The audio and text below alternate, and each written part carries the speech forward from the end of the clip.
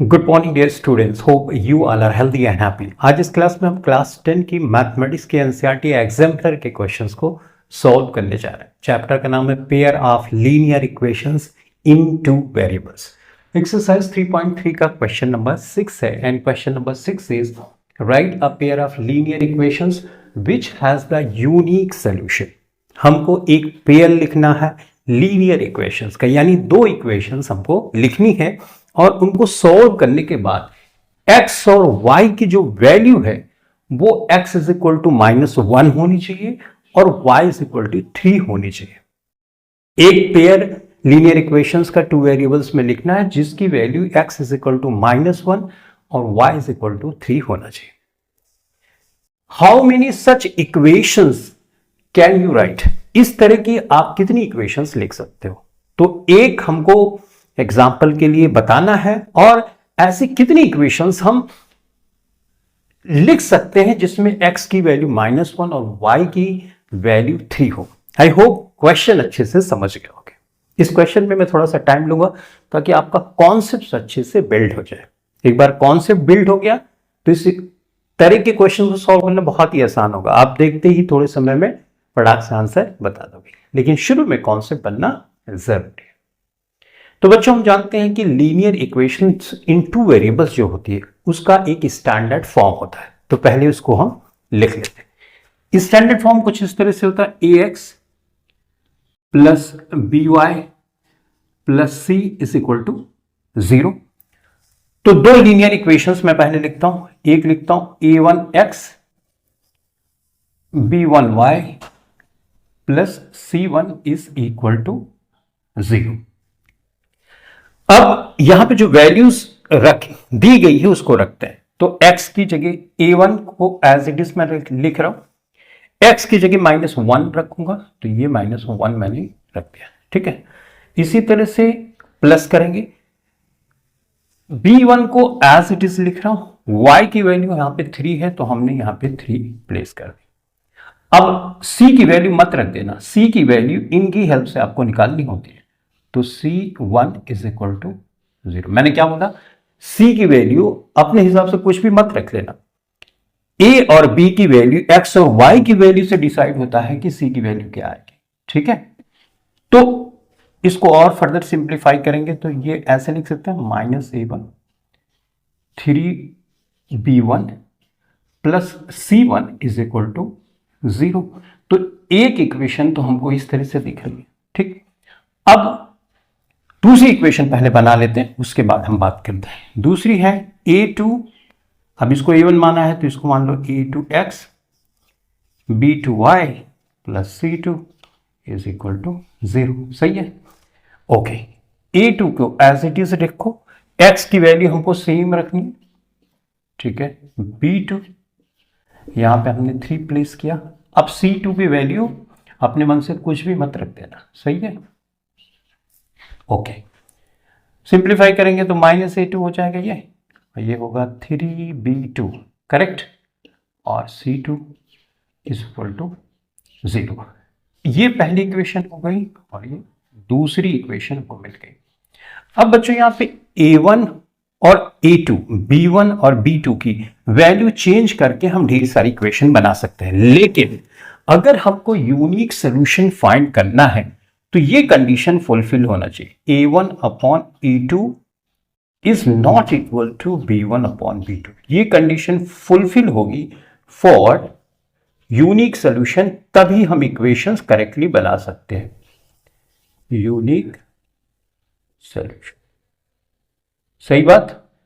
तो ये condition fulfil होनी चाहिए। अब देखो, मैं इसमें और इसमें कोई भी ऐसी वैल्यू रखूं जिससे a1 अपान a2 b1 अपान b2 का रेशियो बराबर ना हो तो हमको इक्वेशन मिल जाएगी। इसमें हम रखते हैं, देखो कोई भी रख सकते हैं। मान लो a1 की वैल्यू मैं यहां पे बच्चों रखता हूं 1 और a2 की वैल्यू यहां पे रखता हूं 1, सही है, रख दिया मैंने। अच्छा, अब यहां b1 की वैल्यू मैं रख देता हूं मान लो 1 और b2 की वैल्यू 2 रख देता हूं। तो क्या ये इक्वल है? ऑब्वियसली इक्वल नहीं है, यानी इन वैल्यूज को हम यहां पे अब रखते हैं और c की वैल्यू निकालते हैं, ठीक है। तो यहां पे रखते हैं पहले a1 की वैल्यू बच्चों, यहां पे -1 रखा मैंने, ये रखा -1, डन। +3 तो ऑलरेडी हम x की वैल्यू रख चुके, b1 की वैल्यू यहां पे 1 रखेंगे तो हमने 1 रखा। अब यहां से हम c1 की वैल्यू फाइंड कर सकते हैं, करेक्ट, इज इक्वल टू 0, तो यहां पे -1 हो गया और +3 हो गया प्लस c1 हो गया is equal to 0, 3 - 1 is equal to 2, तो c1 बराबर होगा -2। क्या मिला? c1 की वैल्यू -2 मिली। अब देखो इस इक्वेशन में जगह कम है इसलिए मैं थोड़ा सा शॉर्ट में लिख रहा हूं, आई होप यू अंडरस्टैंड। तो यहां पे बच्चों हम जो इक्वेशन हमको मिली कुछ इस तरह से हम इक्वेशन को लिखेंगे। हम a1 की जगह रख रहे हैं 1, राइट, तो यहां पे हमने रखा 1 और x कर दिया, देखो x कर दिया। उसके बाद b1 की जगह हम रख रहे हैं 1, राइट, तो हमने 1 कर दिया, तो इसका मतलब x प्लस y हो गया, राइट। उसके बाद c की वैल्यू हमने -2 फाइंड करी, c की वैल्यू -2 फाइंड करी। इस तरह से पहली इक्वेशन हमको मिली। अब यहां पे a2 की वैल्यू हम इसको मिटा दो, चलो a2 की वैल्यू यहां पे रखते हैं, a2 की वैल्यू यहां पे हम रख रहे हैं, तो यहां पे बच्चों -1 हो जाएगा, 3 तो एज इट इज रहेगा, ठीक है।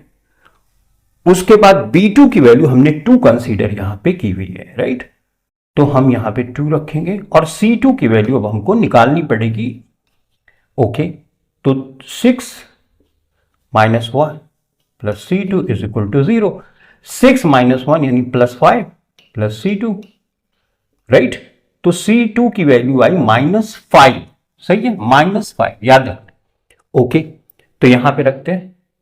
अब यहां पे तो हमने 1 रखा है इसकी जगह पे, यहां पे तो इसको x कर देंगे, ठीक है।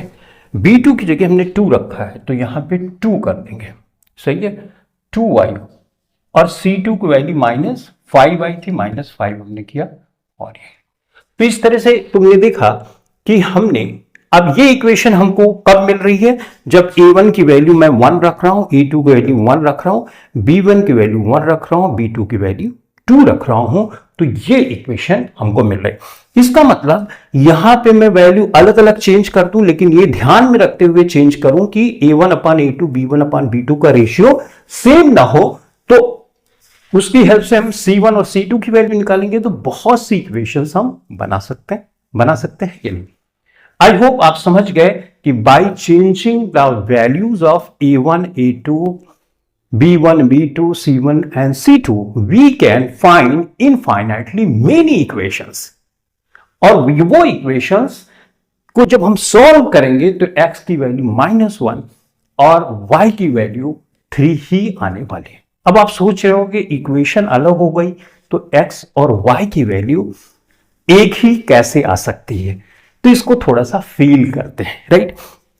बच्चों कोऑर्डिनेट ज्योमेट्री में आपने ग्राफ पेपर जरूर देखो, इसको मिटा दे रहा हूं मैं, एक एग्जांपल मैंने दे दिया और ये भी बता दिया कितने इक्वेशंस बन सकते हैं, इनफाइनाइटली मेनी इक्वेशंस बन सकते हैं, लेकिन अब फील मैं कर रहा हूं कि कैसे ऐसा पॉसिबल हो रहा है। देखो बच्चों, अगर ये मान लो ये पॉजिटिव एक्स एक्सिस होता है, ये नेगेटिव एक्स एक्सिस होता है, ये पॉजिटिव वाई एक्सिस होता है, ये नेगेटिव वाई एक्सिस होता है, करेक्ट, ओके। अब अगर मान लो इसको मैं दिखाना चाहता हूं, राइट, इस सॉल्यूशन को, तो यहां पे मैं कहां दिखाऊंगा, जहां ये कोऑर्डिनेट पड़ेगा, x इज इक्वल टू -1, मान लो ये यहां पे -1 पड़ रहा है, ठीक है, और y इज इक्वल टू 3, मतलब 3 मान लो 1 2 3 समवॉट यहां पे पड़ रहा है, तो इसका कोऑर्डिनेट यहां पे पड़ेगा, सही। इस कोऑर्डिनेट को मैं लिखूंगा -1 और 3, सही है। कोऑर्डिनेट ज्योमेट्री में आपने सीखा है x को पहले लिखेंगे और y को बाद में लिखेंगे, यानी इस पॉइंट का कोऑर्डिनेट जो है वही x और y का सॉल्यूशन है, राइट। ग्राफिकल रिप्रेजेंटेशन हम करते हैं किसी इक्वेशन का, तो x और y की वैल्यू हम कैसे निकालते हैं, ग्राफ पे प्लॉट करेंगे, जहां इंटरसेक्ट करेंगे दोनों लाइंस, यानी वो पॉइंट का कोऑर्डिनेट ही हमारा x और y की वैल्यू होती है, इजंट इट। अब देखिए, मान लो हमने अब ये पॉइंट पे इंटरसेक्ट करना चाहिए, तो एक लाइन मान लो इधर से आ रही है, एक इक्वेशन की लाइन है, और दूसरी इधर से आ रही है, तो इस पॉइंट पे कट कर रही है, तो सोल्यूशन क्या होगा, -1, 3। सही।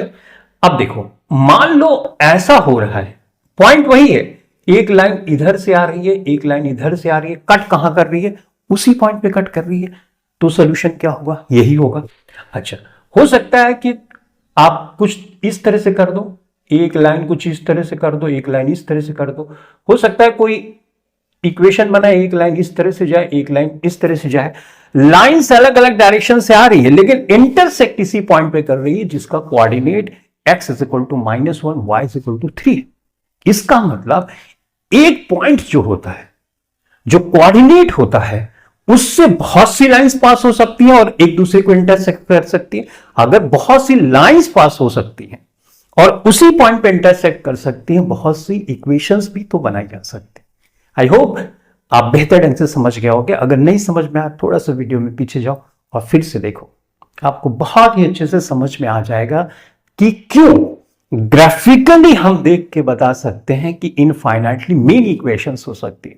कोऑर्डिनेट अगर आपने फिक्स कर दिया, लाइंस आप किधर से भी ड्रॉ करें, इंटरसेक्ट वही कर रही, सोल्यूशन तो वही आएगा, राइट। इक्वेशंस, एक्सप्रेशंस में अलग अलग दिख सकती है आपको, लेकिन सोल्यूशन हमेशा यही होगा, इंटरसेक्टिंग, यानी जिस पॉइंट पे कट कर रही है लाइंस, उसका जो कोऑर्डिनेट होगा। I hope you have understood the question as well as the approach by which we solve this question. Thanks for watching this video. Thank you very much.